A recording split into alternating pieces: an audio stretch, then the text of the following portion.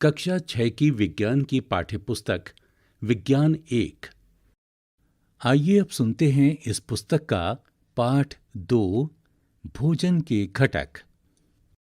पृष्ठ 8। अध्याय 1 में हमने उन खाद्य पदार्थों की सूची बनाई थी जिन्हें हम खाते हैं। भारत के विभिन्न भागों में खाए जाने वाले भिन्न भिन्न व्यंजनों के बारे में भी हमने बताया था तथा इन्हें मानचित्र में अंकित किया था।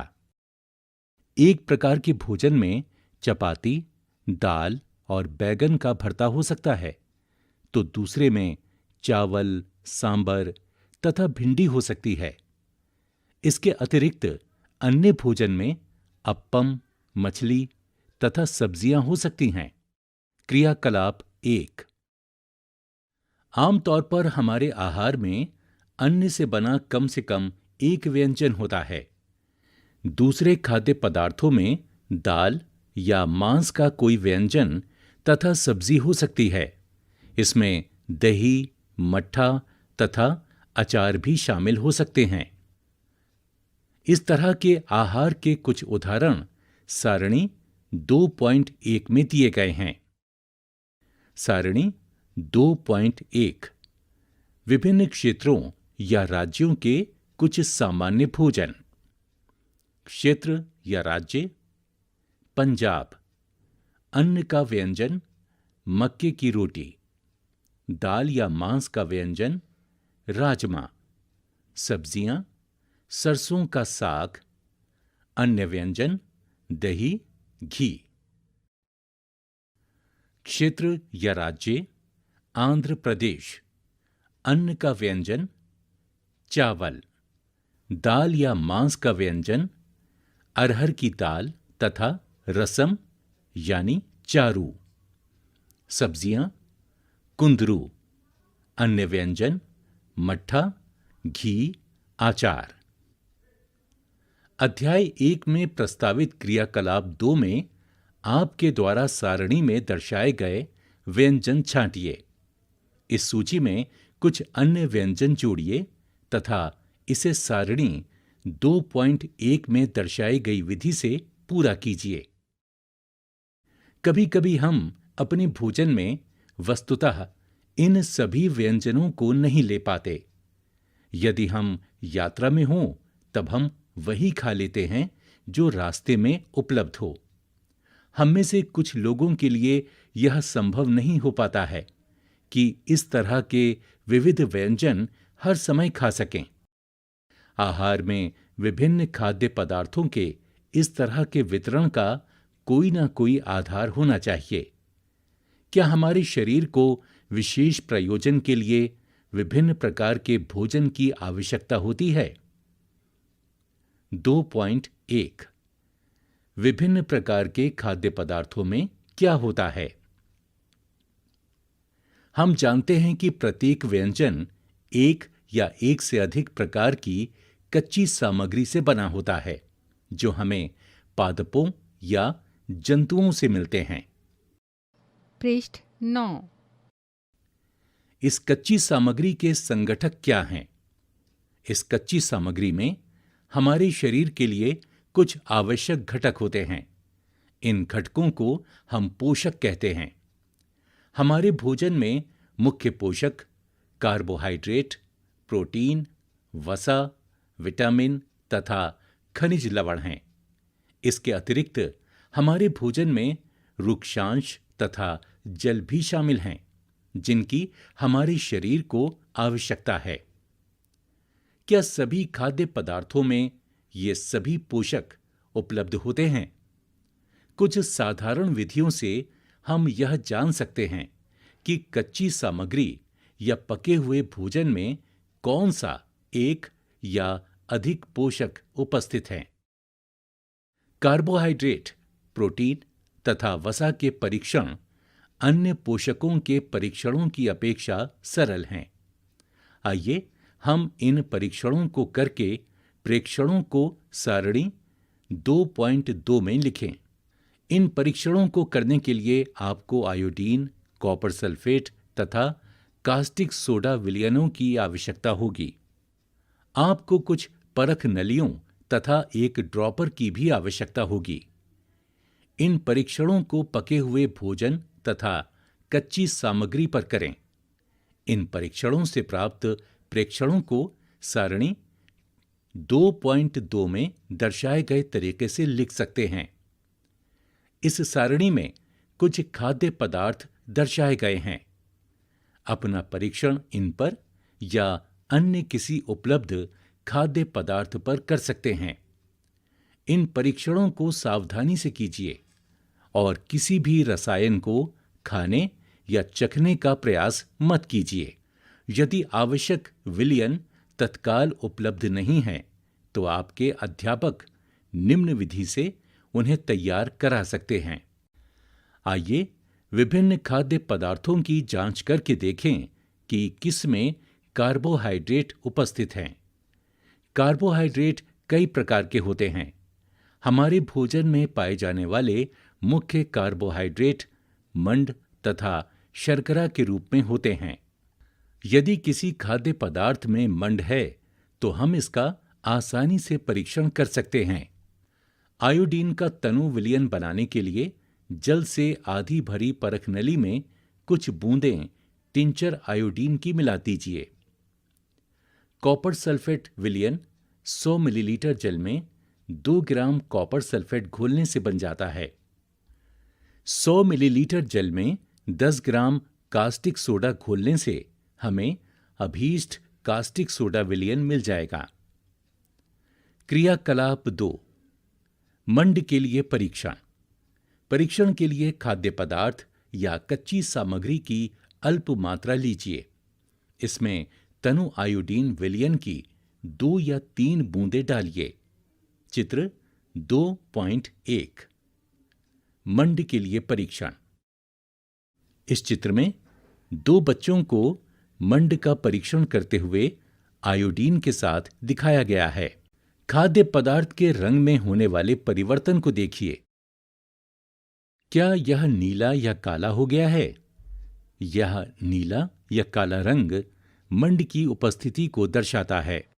पृष्ठ 10।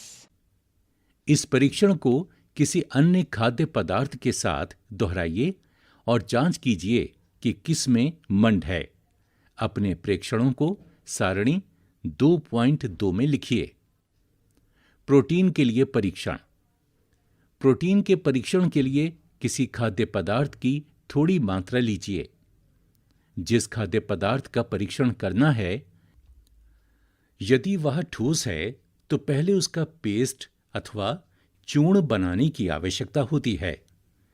खाद्य पदार्थ की थोड़ी मात्रा को पीसकर या मसलकर उसके चूर्ण को एक साफ परख नली में डाल दें और 10 बूंद जल डालकर उसे अच्छी तरह हिलाएं।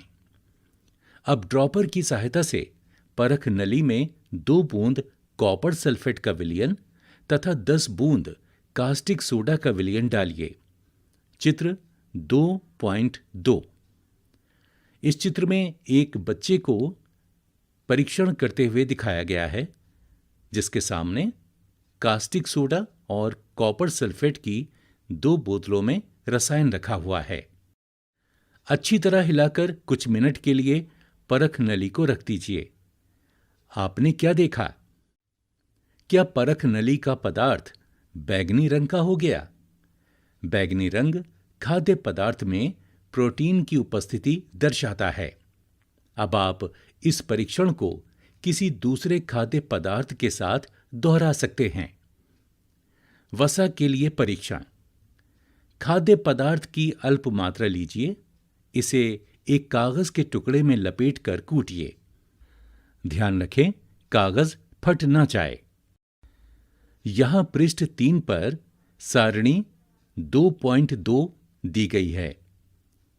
सारणी 2.2 खाद्य पदार्थों में उपस्थित पोषक। इस सारणी में कुछ खाद्य पदार्थों के नाम दिए गए हैं, जिनमें आपको बताना है कि मंड है या नहीं, प्रोटीन उपस्थित है या नहीं, वसा उपस्थित है या नहीं। जैसे कच्चा आलू, मंड उपस्थित है। प्रोटीन खाली जगह, वसा खाली जगह। दूध, मंड खाली जगह, प्रोटीन उपस्थित है, वसा खाली जगह। मूंगफली, मंड खाली जगह, प्रोटीन खाली जगह, वसा उपस्थित है। इसी प्रकार आगे भी कुछ खाद्य पदार्थ दिए गए हैं जिनके बारे में आपको मंड, प्रोटीन और वसा की उपस्थिति के बारे में बताना है। जैसे बिना पका हुआ चावल यानी चूर्ण, पका हुआ चावल, सूखा नारियल, बिना पकी अरहर की दाल यानी चूर्ण, पकी हुई दाल, किसी सब्जी का एक टुकड़ा, किसी फल का एक टुकड़ा, उबला अंडा, सफेद भाग। पृष्ठ 11। अब कागज को सीधा कीजिए और ध्यानपूर्वक देखिए, क्या इस पर तेल के धब्बे हैं? कागज को किसी प्रकाश के सामने लाएं। क्या आपको इस धब्बे से होकर आने वाला धुंधला प्रकाश दिखाई देता है? कागज पर तेल का धब्बा खाद्य पदार्थ में वसा की उपस्थिति दर्शाता है। खाद्य पदार्थ में कभी-कभी जल की भी कुछ मात्रा हो सकती है। इस दशा में इन पदार्थों को कागज पर धीरे-धीरे रगड़िए और कुछ समय के लिए कागज को सुखा दीजिए, ताकि यदि खाद्य पदार्थ से कुछ जल आया हो तो वह सूख जाए। इसके बाद यदि कागज पर तेल का कोई धब्बा ना रहे तो यह पता चलता है कि खाद्य पदार्थ में वसा उपस्थित नहीं है। ये परीक्षण क्या दर्शाते हैं? क्या वसा, प्रोटीन तथा मंड उन सभी खाद्य पदार्थों में उपस्थित हैं जिनका आपने परीक्षण किया है? क्या एक खाद्य पदार्थ में एक से अधिक पोषक तत्व उपस्थित होते हैं? क्या आपने कोई ऐसा खाद्य पदार्थ पाया जिसमें इनमें से कोई भी पोषक तत्व उपस्थित ना हो? हमने 3 पोषकों कार्बोहाइड्रेट, प्रोटीन तथा वसा के लिए खाद्य पदार्थों का परीक्षण किया था। विटामिन तथा खनिज लवण जैसे अन्य पोषक भी हमारे विभिन्न खाद्य पदार्थों में उपस्थित रहते हैं। इन सभी पोषकों की हमें क्यों आवश्यकता होती है? 2.2 विभिन्न पोषक हमारे शरीर के लिए क्या करते हैं? कार्बोहाइड्रेट मुख्य रूप से हमारे शरीर को ऊर्जा प्रदान करते हैं। वसा से भी ऊर्जा मिलती है। वास्तविकता यह है कि कार्बोहाइड्रेट की तुलना में वसा की समान मात्रा से हमें अधिक ऊर्जा प्राप्त होती है। वसा और कार्बोहाइड्रेट युक्त भोजन को ऊर्जा देने वाला भोजन भी कहते हैं। चित्र 2.3 तथा चित्र 2.4। चित्र 2.3 में कार्बोहाइड्रेट के कुछ स्रोत बताए गए हैं, जैसे शकरकंदी, गेहूं, चावल, बाजरा, मक्का, आम, तरबूज, पपीता, गन्ना और आलू। इसी तरह चित्र 2.4 में वसा के कुछ स्रोत बताए गए हैं, जिसके 2 भाग हैं। ए में मूंगफली, तिल और गिरी, सूरजमुखी का तेल, नारियल का तेल, सोयाबीन का तेल और सरसों का तेल दिखाया गया है। बी भाग में मांस, मछली, अंडे, क्रीम, घी, दूध और मक्खन को प्रदर्शित किया गया है। पृष्ठ 12। कई चित्र दिए गए हैं, जैसे चित्र 2.5 में प्रोटीन के कुछ स्रोत प्रदर्शित किए गए हैं, जिन्हें 2 भागों में बांटा गया है। ए पादप स्रोत, जिसमें चना, मूंग, तुअर दाल, राजमा, सोयाबीन और मटर आदि का चित्र है। बी भाग में मांस, मछली, पनीर, अंडे और दूध का चित्र है। चित्र 2.6 में विटामिन ए के कुछ स्रोत प्रदर्शित किए गए हैं। पपीता, गाजर, आम, मछली का तेल और दूध। चित्र 2.7 में विटामिन बी के कुछ स्रोत दर्शाए गए हैं, जैसे यकृत, गेहूं, चावल। चित्र 2.8 में विटामिन सी के कुछ स्रोत दर्शाए गए हैं, जैसे संतरा, अमरूद, मिर्च, नींबू, आंवला, टमाटर। चित्र 2.9 में विटामिन डी के कुछ स्रोत बताए गए हैं, जैसे दूध, मक्खन, अंडे, मछली और मांस।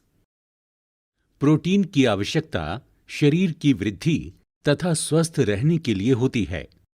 प्रोटीन युक्त भोजन को प्रायः शरीर वर्धक भोजन कहते हैं। चित्र 2.5। विटामिन रोगों से हमारे शरीर की रक्षा करते हैं। विटामिन हमारी आंख, अस्थियों, दांत और मसूड़ों को स्वस्थ रखने में भी सहायता करते हैं। विटामिन कई प्रकार के होते हैं, जिन्हें अलग अलग नामों से जाना जाता है। इनमें से कुछ को vitamin A, vitamin B, vitamin C, vitamin D, vitamin E तथा विटामिन के नाम से जाना जाता है। विटामिनों के एक समूह को विटामिन बी कॉम्प्लेक्स कहते हैं। हमारे शरीर को सभी प्रकार के विटामिनों की अल्प मात्रा में आवश्यकता होती है। विटामिन ए हमारी त्वचा तथा आंखों को स्वस्थ रखता है। विटामिन सी बहुत से रोगों से लड़ने में हमारी मदद करता है। विटामिन डी हमारी अस्थियों और दांतों के लिए कैल्शियम का उपयोग करने में हमारे शरीर की सहायता करता है। विभिन्न विटामिनों से भरपूर भोजन चित्र 2.6 से चित्र 2.9 में दिखाए गए हैं। पृष्ठ 15।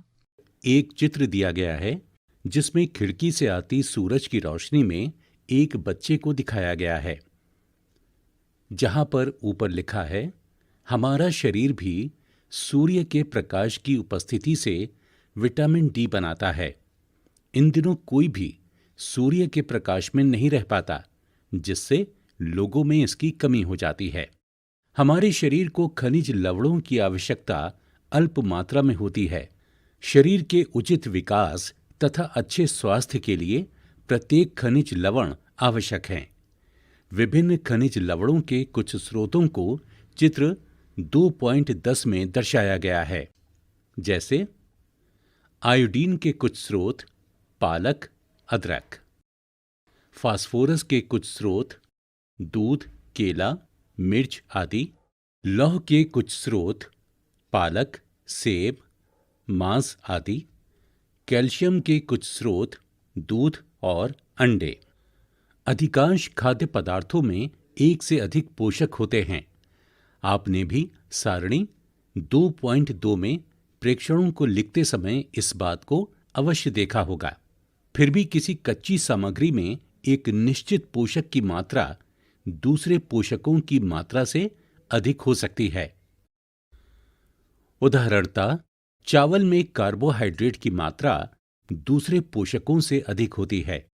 इस आधार पर हम ये कह सकते हैं कि चावल कार्बोहाइड्रेट समृद्ध भोजन है। इन पोषकों के अलावा हमारे शरीर को आहारी रेशों तथा जल की भी आवश्यकता होती है।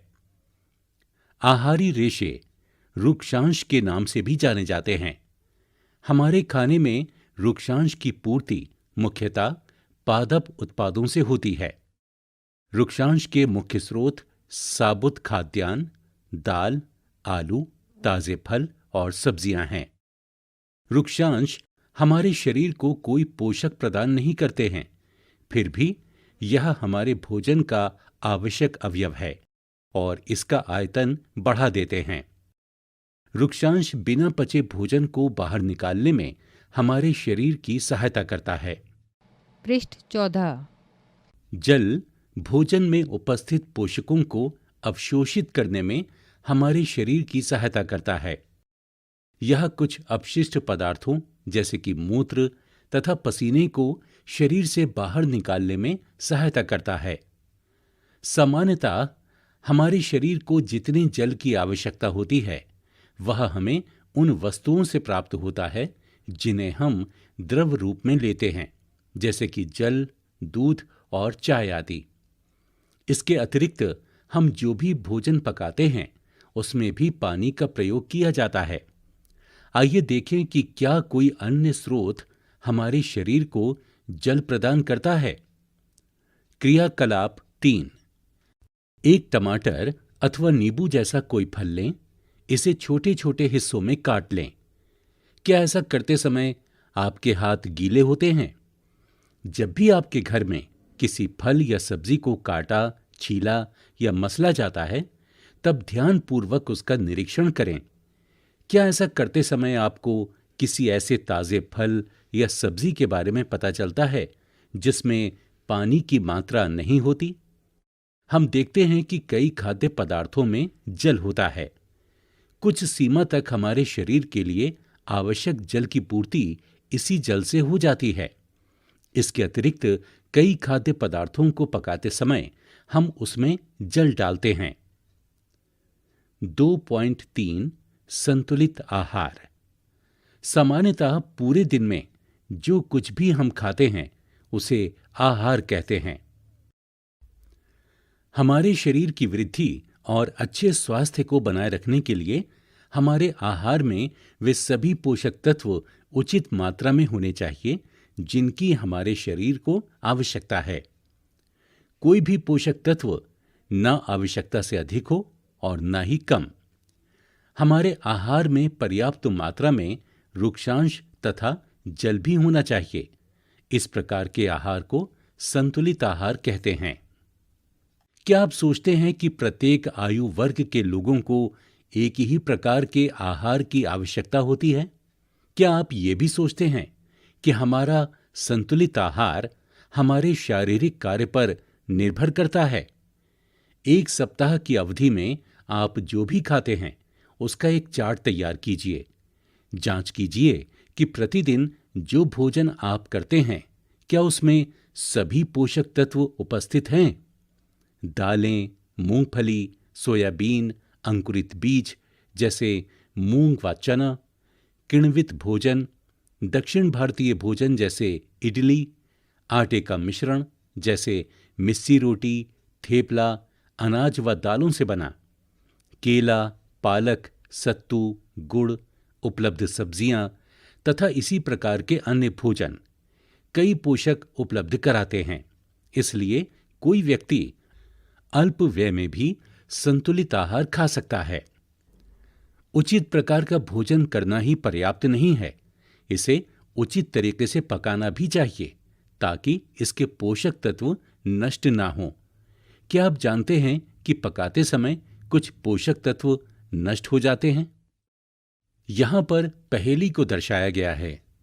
पहेली यह जानने के लिए उत्सुक है कि क्या जंतुओं के भोजन में भी ये सभी अवयव होते हैं और क्या उन्हें भी संतुलित भोजन की आवश्यकता होती है। छिलका उतारकर यदि सब्जियों और फलों को धोया जाता है तो यह संभव है कि उनके कुछ विटामिन नष्ट हो जाएं। सब्जियों और फलों की त्वचा में कई महत्वपूर्ण विटामिन तथा खनिज लवण होते हैं। चावल और दालों को बार बार धोने से उनमें उपस्थित विटामिन और कुछ खनिज लवण अलग हो सकते हैं। पृष्ठ 15। हम सभी जानते हैं कि पकाने से भोजन का स्वाद बढ़ता है तथा इसे पचाने में आसानी होती है। इसके साथ साथ पकाने में कुछ पोषक तत्वों की हानि भी हो सकती है। यदि भोजन पकाने में अत्यधिक जल का उपयोग किया जाता है और बाद में उसे फेंक दिया जाता है तो कई लाभदायक प्रोटीन तथा खनिज लवणों की हानि हो जाती है।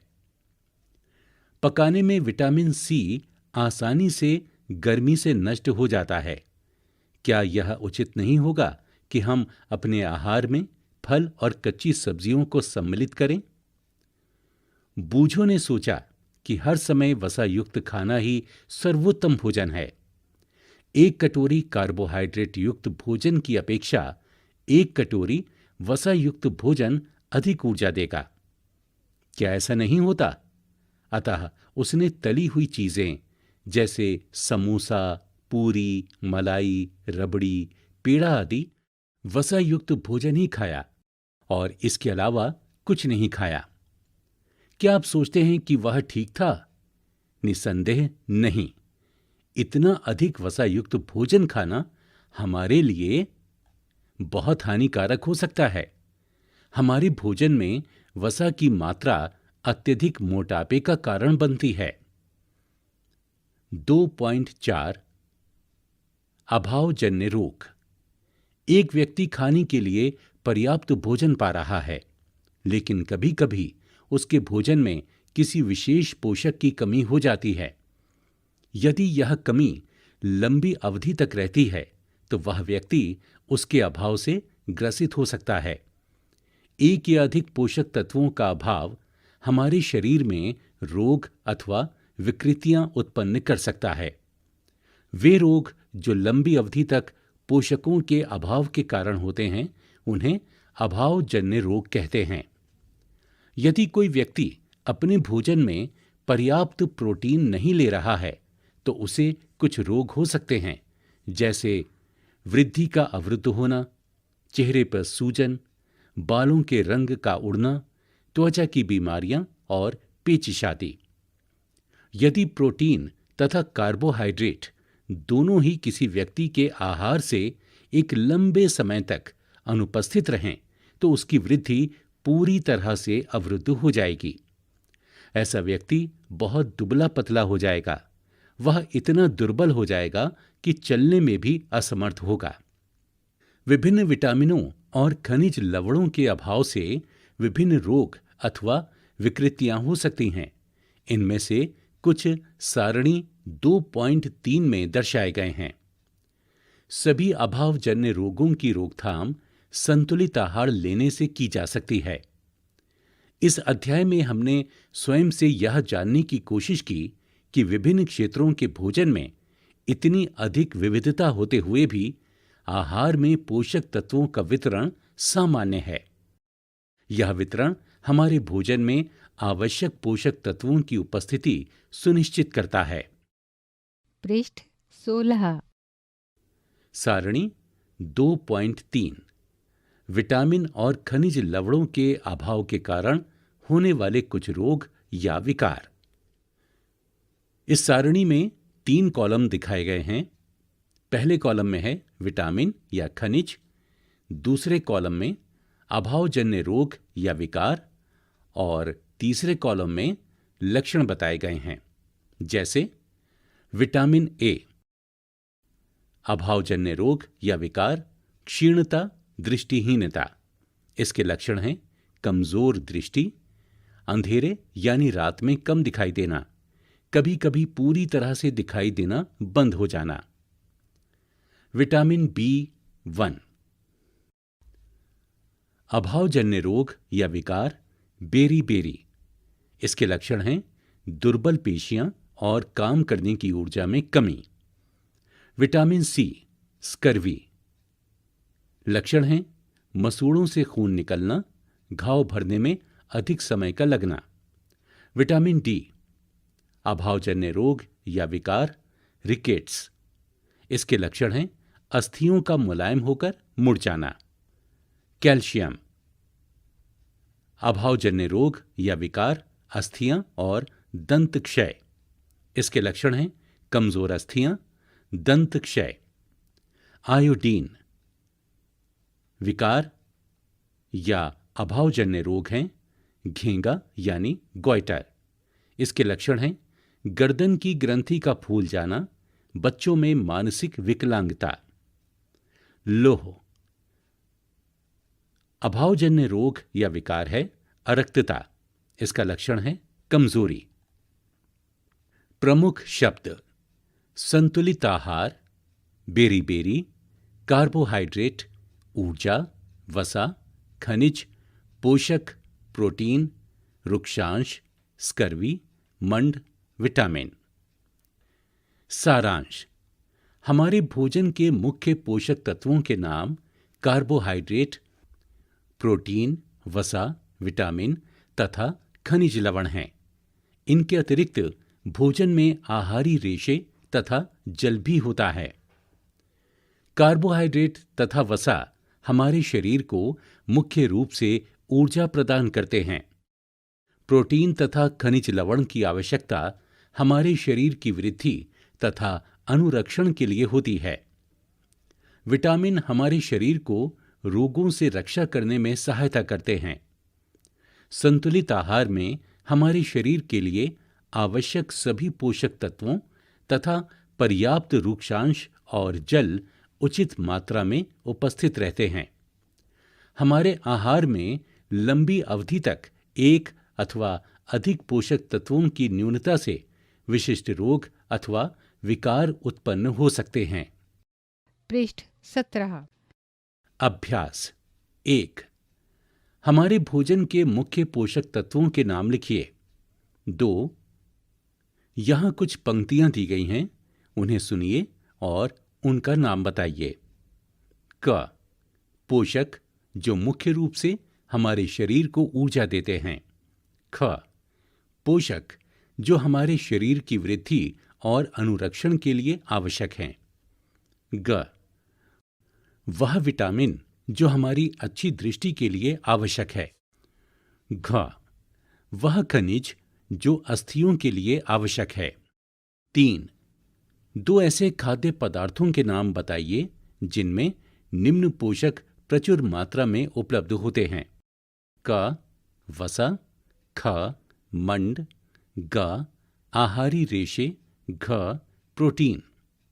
4। यहां दिए गए कथनों के बारे में बताइए कि वो सही हैं या गलत। क। केवल चावल खाने से हम अपने शरीर की पोषण आवश्यकताओं को पूरा कर सकते हैं। ख। संतुलित आहार खाकर अभावजन्य रोगों की रोकथाम की जा सकती है। ग। शरीर के लिए संतुलित आहार में नाना प्रकार के खाद्य पदार्थ होने चाहिए। घ। शरीर को सभी पोषक तत्व उपलब्ध कराने के लिए केवल मांस पर्याप्त है। 5। यहाँ कुछ वाक्य दिए गए हैं, इनमें रिक्त स्थान भी हैं। रिक्त स्थानों में कोई शब्द बताकर वाक्य को पूरा कीजिए। क। रिक्त स्थान विटामिन डी के अभाव से होता है। ख। रिक्त स्थान की कमी से बेरी-बेरी नामक रोग होता है। ग। विटामिन सी के अभाव से रिक्त स्थान नामक रोग होता है। घ। हमारे भोजन में रिक्त स्थान के अभाव से रतौंधी होती है। प्रस्तावित परियोजनाएं एवं क्रियाकलाप। क। एक 12 वर्ष के बच्चे का एक संतुलित आहार चार्ट तैयार कीजिए। आहार चार्ट में उन खाद्य पदार्थों को सम्मिलित करें जो खर्चीले ना हों तथा आपके क्षेत्र में आसानी से उपलब्ध हों। ख। हम यह पढ़ चुके हैं कि वसा की अत्यधिक मात्रा लेना हमारे शरीर के लिए हानिकारक है। दूसरे पोषक तत्वों का क्या प्रभाव होता है? क्या अत्यधिक प्रोटीन और विटामिन युक्त आहार हमारे शरीर के लिए हानिकारक है? इन प्रश्नों के उत्तर के लिए आहार से संबंधित समस्याओं के विषय में पढ़ें और इस विषय में कक्षा में विचार विमर्श करें। ग। मवेशियों और पालतू पशु द्वारा खाए जाने वाले भोजन की जांच यह पता लगाने के लिए करें कि कौन से पोषक तत्व जंतुओं के भोजन में हैं। पूरी कक्षा से प्राप्त परिणामों की तुलना विभिन्न जंतुओं के लिए संतुलित आहार की आवश्यकता से कीजिए। इसी के साथ 16 पाठों की इस पुस्तक का दूसरा पाठ यहां समाप्त हुआ।